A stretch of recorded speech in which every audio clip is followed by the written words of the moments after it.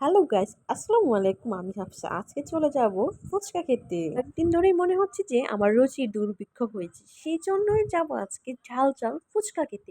তো আপনারা আমার সাথেই চলুন। তার আগে স্পেশাল একটি প্যাকেট নিয়েছে, সেটা নিয়ে আমার হাজবেন্ড মজা করছিল, যেটা কি নিয়েছে তুমি তুমি ফুচকা খেতে যাবে, এগুলা কেন নিয়েছো? রাস্তা দিয়ে হাঁটাহাঁটি শুরু করলাম, একটা অটো পাচ্ছি না, অটো দিয়েই যাবো আজকে ফুচকা খেতে। ফুচকা খেতে যেয়ে তো আমি পুরোই অবাক, এত মানুষ আর এত ভিড় ছিল, মানুষকে দিয়ে শেষ করতে পারতেছিল না, অনেক ভিড় ছিল সেদিন। আমি অনেকক্ষণ ওয়েট করার পরে ফুচকার দেখা পেলাম। এদিকে আমার বাবাটাও কোলের মধ্যে নাড়া দিচ্ছে, বলতেছে মাম্মি আমি ফুচকা খাবো।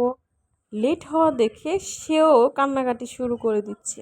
ফাইনালি স্পেশালি ফুচকা হাতে পেয়েছি। আমার ছেলে তো খাবে না, ও এই ফুচকা দেখে রেগে গিয়েছে, কারণ সে এগুলা দিয়ে খাবে না, সে শুধু ফুচকা যেটা ওটা খাবে। বা যেহেতু খেতে চেয়েছে শুধু ফুচকা, তাকে সেটাই দেওয়া হয়েছে। এই যে দেখুন, মাসুদ রানা চটপটি হাউস। তুলনামূলকভাবে ছোট হলেও এখানে মানুষের ভিড় ছিল প্রচুর। আসলে সিরিয়াল ধরে খেতে হয় এখানের খাবার খেতে হলে। মানে এমন অবস্থা ছিল যে মানুষকে বসতে দিতে পারতেছিল না, এত পরিমাণে মানুষ ছিল। যারা ফুচকা লাভার আছেন আপনারা আজই চলে আসুন। এই স্টলটি গাজীপুর কালিয়াকুর বাস স্ট্যান্ডের পাশে অবস্থিত।